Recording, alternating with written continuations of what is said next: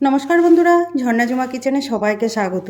আজ আমি পটল আলু দিয়ে চিংড়ি মাছের একটা রেসিপি আপনাদের সাথে শেয়ার করব। একদম সিম্পলভাবে তৈরি করব। তো পটলগুলো আমি গোটা গোটাই রান্না করব। একটু ছিলে নিয়েছি, খোসা সামান্য একটু ছাড়িয়ে নিয়েছি। আর এখানে দেখেন আলুগুলো আমি কেটে নিয়েছি, একটু বড় বড় করে কেটে নিলাম।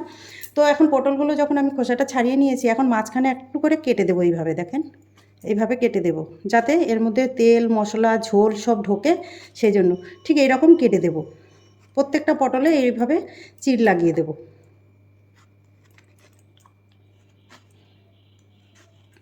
আমার ভিডিওগুলো যদি আপনাদের ভালো লাগে তাহলে লাইক শেয়ার করে আমার পাশে থাকবেন। আর ভিডিওগুলো শেয়ার করার জন্য একটু অনুরোধ করছি আপনাদেরকে। তো দেখেন এইভাবে কিন্তু সবকটা পটলের চিড় লাগিয়ে দিতে হবে।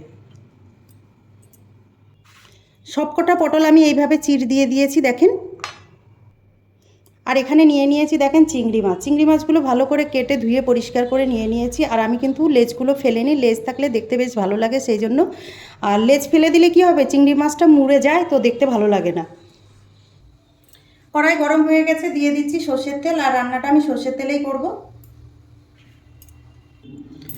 তেল গরম হয়ে গেছে, কড়াইতে আমি প্রথমে দিয়ে দিলাম এখানে সামান্য নুন। আর দিয়ে দিলাম হলুদ গুঁড়ো। এখন আমি আলুগুলো দিয়ে দিচ্ছি। প্রথমে আমি আলুগুলো ভেজে নেব।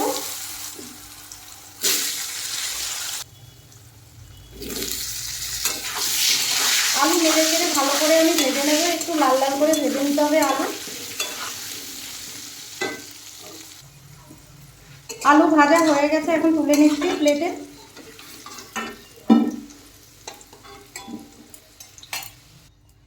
এখন পটলগুলো ভেজে নেব। আলুর মতো পটলগুলোকে সুন্দর করে ভেজে নিতে হবে। পটল ভাজা হতে থাক, ততক্ষণে আমি মশলা তৈরি করে নিই। এখানে আমি মিক্সির জার নিয়ে নিয়েছি। মিক্সির জারের মধ্যে আমি দিয়ে দেব প্রথমে এখানে দেখেন আদা দিয়ে দিলাম। তারপরে আমি দিয়ে দেব কাঁচা লঙ্কা, দিয়ে দিচ্ছি টমেটো। একটা বড় সাইজের টমেটোকে আমি কেটে দিলাম। আর দিয়ে দিচ্ছি এখানে দেখেন কাজু বাদাম, দিয়ে দিলাম গোটা জিরে। আর আমি সম্পূর্ণ নিরামিষ রান্না করছি, আপনারা চাইলে কিন্তু পেঁয়াজ রসুন দিয়ে রান্নাটা করতে পারেন। এখন মিক্সিতে পেস্ট করে নেব। দেখেন মশলা আমি ভালো করে পেস্ট করে নিয়ে নিয়েছি। দেখেন এখানে পটলগুলো বেশ ভালো করে ভাজা হয়ে গেছে, আর একটু ভাজবো।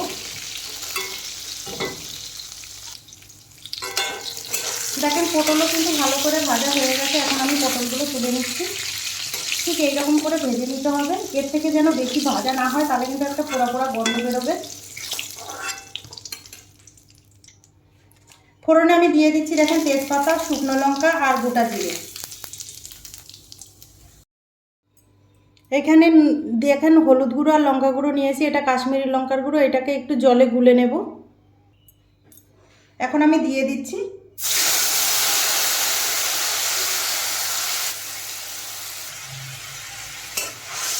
এই মশলাটা একটু সামান্য কষিয়ে নেব।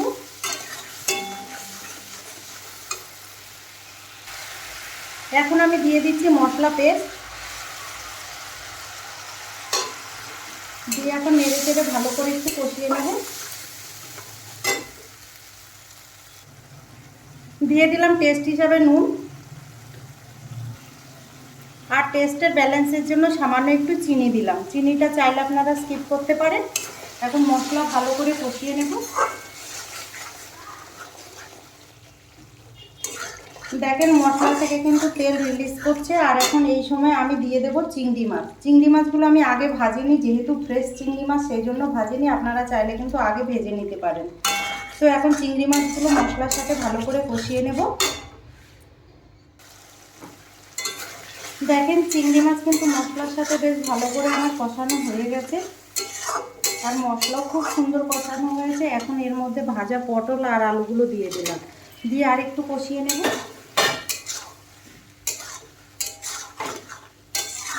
উল্টে পাল্টে মশলার সাথে ভালো করে কষিয়ে নেব। আর সাবধানে কিন্তু নাড়তে হবে, নাহলে চিংড়ি মাছ কিন্তু ভেঙে যেতে পারে।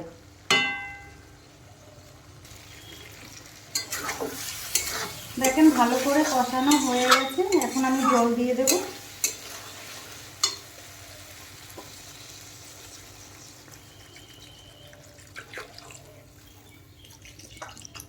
জল দিয়ে দেওয়ার পরে একটু নেড়ে দেবো,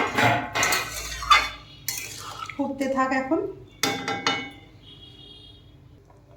দেখেন ঝোল ফুটতে শুরু করেছে।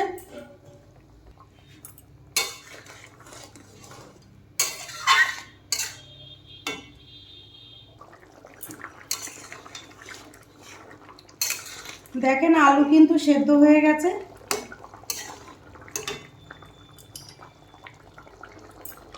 এখন আমি দিয়ে দেব গরম মশলা গুঁড়ো, দিয়ে দিলাম ঘি। চিংড়ি মাছের তরকারিতে একটু ঘি দিলে কিন্তু খেতে খুব ভালো লাগে। দেখেন পটল আলু দিয়ে চিংড়ি মাছ কিন্তু তৈরি হয়ে গেছে। আর এখন আমি নামিয়ে নেব।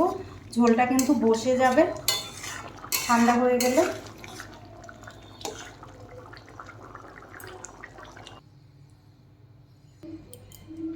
এখন আমি নিয়ে নিচ্ছি বাটিতে।